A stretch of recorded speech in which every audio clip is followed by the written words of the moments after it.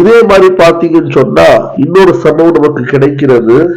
அல்லாமா இப்னு அபி அல்கமா அவர்கள் தம் தாயார் மர்ஜானா இவங்க சம்பந்தமா, இவங்க யாருன்னு கேட்டீங்கன்னா இவங்க தன்னை ஆயிஷா ரலியல்லாஹு தஆலா அன்ஹாவால் உரிமை விடப்பட்ட ஒரு அடிமை பெண்.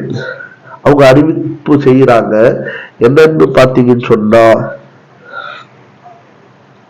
மாதவிடாய் கடைசி கட்டத்தை அறிந்து கொள்வதற்காக, மாதவிடாய் கடைசி கட்டத்தை கடைசி நேரத்தை அடைந்து கொள்வதற்காக, தெரிந்து கொள்வதற்காக, அறிந்து கொள்வதற்காக, மாதவிடாயுடைய கடைசி நாள் எது, எத்தனை நாள்ல மாதவிடாய் முடியுது, ஹாயிது முடியுது என்ற விஷயத்தை புரிந்து கொள்வதற்காக இவங்க சொல்லக்கூடிய அறிவிப்பு.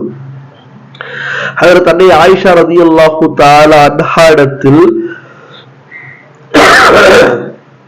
நிறைய சஹாபாக்கள் என்ன செய்வாங்கன்னு சொன்னா,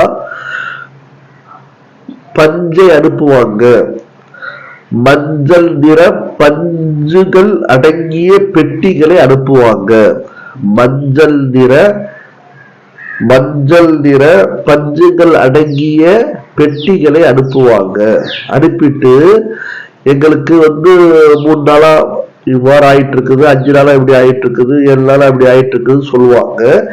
இப்போ அந்த பஞ்சுகளை பார்த்து ஹஜ்ரத் அன்னை ஆயிஷா ரலியல்லாஹு தஆலா அன்ஹா அவர்கள் தீர்ப்பு சொல்வாங்க, மார்க்க தீர்ப்பு.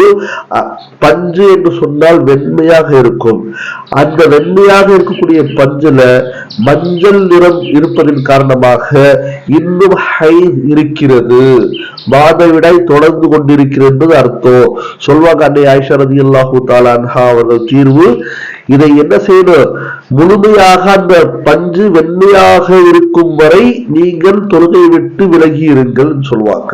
அப்போ வந்து கொண்டிருக்கக்கூடிய அந்த அடையாளங்கள், அந்த நிறங்கள் இன்னும் ஹைத் இருப்பதாக கருதப்படுகிறது என்பதாக மார்க்க சட்டத்தை சொல்வாங்க என்பதாக